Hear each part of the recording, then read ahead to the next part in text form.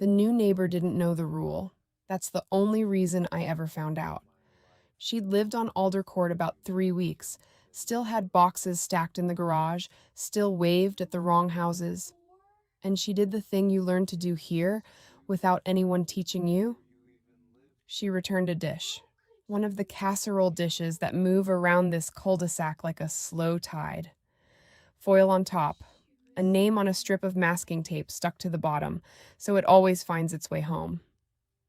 My name is Nora. I'm 37, and for 11 years, I believed I lived on the kindest street in the county. The dish she handed me was mine. Cornflower blue around the rim. My mother's, actually. Her initials scratched into the glaze on the bottom. MH. Done with a paring knife the year I got married, so I'd never lose it in the shuffle. I hadn't seen it in months. I figured it was out there somewhere doing its rounds. The new woman, Jess, smiled and said, "I hope I got this to the right house.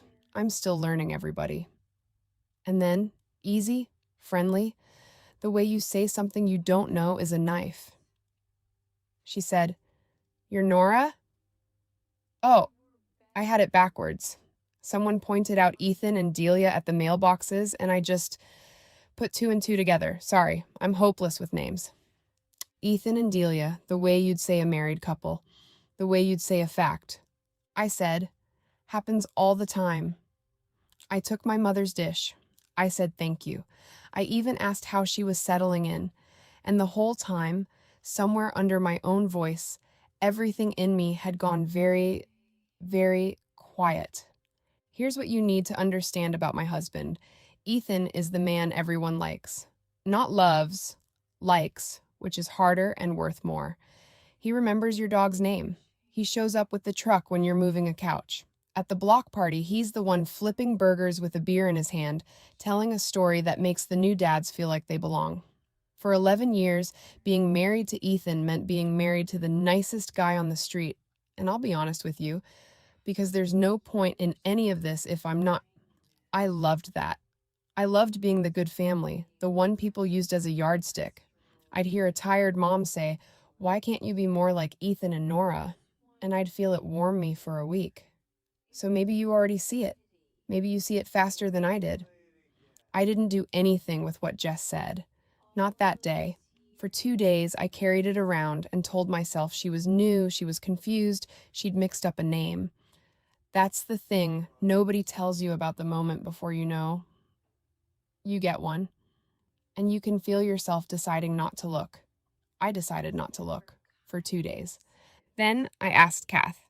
Kath has been my best friend on the court for 9 years. Wine on Thursdays. She held my hand in the hospital when my mother died. I didn't accuse her of anything. I just said, light as I could make it, "Weird thing." The new neighbor thought Ethan was married to Delia. Isn't that funny? And Kath didn't laugh. She looked down at her hands. She had this way of turning her ring around and around, and she turned it and she said, "Oh, Nora." Just that. "Oh, Nora." 2 words, and 9 years of Thursdays fell out of the bottom of them. "How long have you known?" I said. It didn't come out as a question.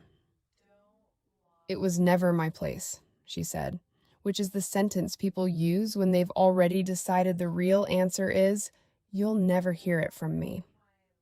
I didn't want to be the one. Nora, what was I supposed to do? Blow up your whole life over a rumor? Except it wasn't a rumor. You don't turn your ring around and around over a rumor. I want to tell you I screamed at her. I didn't. I went home and I made dinner and I set the table and I watched Ethan eat and I said nothing because I was doing math. If Kath knew, then who else? Wine on Thursdays. The moms at pickup. The men with the trucks. 11 years of block parties.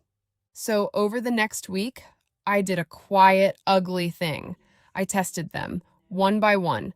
I dropped Delia's name to Ruth, 2 doors down. Ruth, who is 71 and has lived on Alder Court since before it was paved. And I watched her face do the thing a face does when it's catching up to a lie. It's been telling so long it forgot it was one. Ruth patted my arm, And Ruth said the thing that took the floor out from under me completely. She said, "Honey, Delia was here first." First.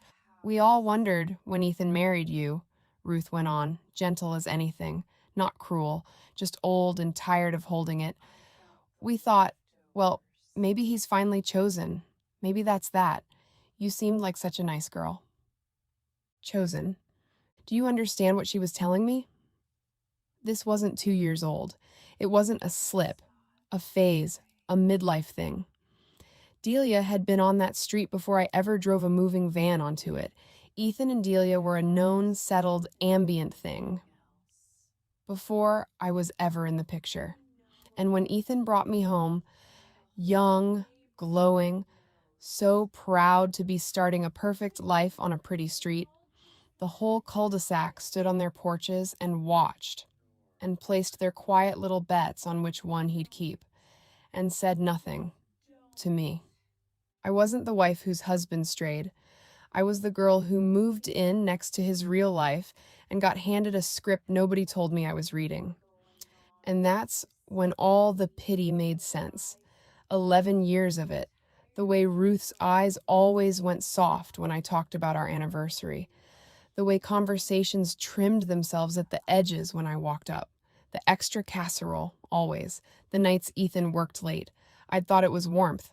I'd thought it was just neighbors being neighbors. It was pity, dressed up in foil, left on my porch so nobody ever had to look at me directly. I found Delia at her own front door. I hadn't planned a single word. I thought I'd hate her. And here's the part I'm still not proud of. I didn't. Not fully. Because Delia looked like hell. She looked like a woman who'd been standing in a hallway for a decade, waiting for a door that was never going to open. She didn't gloat. She said, "I always figured you knew. Everyone else did. I thought you were just better at pretending than me." And then quieter, almost to herself. "He was never fully mine either, you know. You got the house. I got the leftovers. We were both eating leftovers, Nora. For years. And I hated that she made me feel it. That she wasn't a villain. That she was just another woman who'd taken a fraction of a man and called it a life. Same as me. On the same street. For the same 11 years. Ethan, I saved for last. I didn't rage. I laid it all on the table between us. Delia, Ruth's first, Kath's ring turning and turning, and I watched him not deny it. That was the worst part. He didn't fight me. He just deflated. Like a man finally setting down something he'd carried so long his arms had forgotten any other shape. "With you," he said, and he wouldn't look at me. "I was always the good version, the one everybody claps for. Nora, I got so tired of being clapped for. And God help me. For 1 second, I almost softened, because I knew that man. I had married the applause, too. I'd loved being one half of the couple everybody wanted to be. But then I said the truest thing I have ever said to another person. You were tired, I said. Fine. You were tired of clapping. So you built yourself a quiet little place to rest, and you made me pay the rent on it for 11 years, and you never once asked whether I agreed to the terms. Being exhausted isn't the same as being honest, Ethan. You didn't fall. You just found a softer way to lie." He didn't have anything for that. There wasn't anything to have. Now here's the part I really need you to hear, because I thought, genuinely, that once it was finally out, the street would be on my side, that people would be ashamed, that someone, anyone, would come to my door and say, "We are so sorry, we should have told you years ago." You know what came to my door? A casserole, 2 days after the whole thing cracked open. Foil on top, still warm, a little note tucked under the edge. "Thinking of you. Let us know if you need anything at all. XO." No name. And I stood on my own porch holding it. And I finally understood the thing that took me 11 years to see. The casseroles were never for me. That whole beautiful machine, the meal train, the dishes with the names taped on, the we take care of our own. It was never about taking care of me. It was about keeping the street pleasant, keeping the surface smooth. My marriage wasn't a secret they were protecting me from. It was a mess on the sidewalk that everyone had been quietly stepping around for years, because naming it out loud would have made dinner awkward. The silence wasn't kindness, it was maintenance. They weren't protecting me, they were protecting themselves from the discomfort of my face the day I found out. That's it. That's the whole thing. 11 years, and I was just the price they were all quietly willing to pay to keep their fucking street pretty. And that casserole on my porch was the same machine, still humming, trying to smooth me over now. Make it nice again, foil on top. I'll tell you what I did. It's small, but it's mine.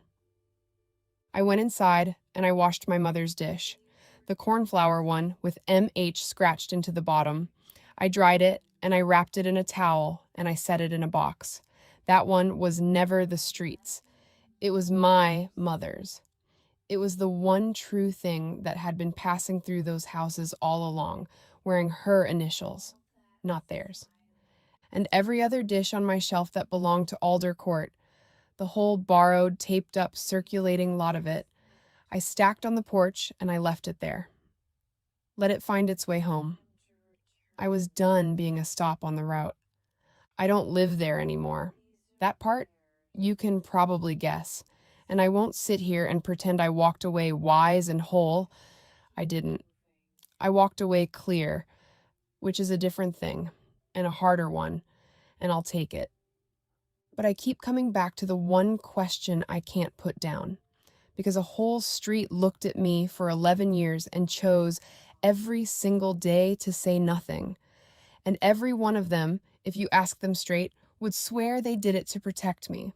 So you tell me, when an entire community keeps a secret from you for your own good, when is that love? Or is it just the gentlest, most comfortable betrayal there is? The one where nobody ever has to be the bad guy and you're the only one left holding the hurt? Tell me in the comments. I read everyone.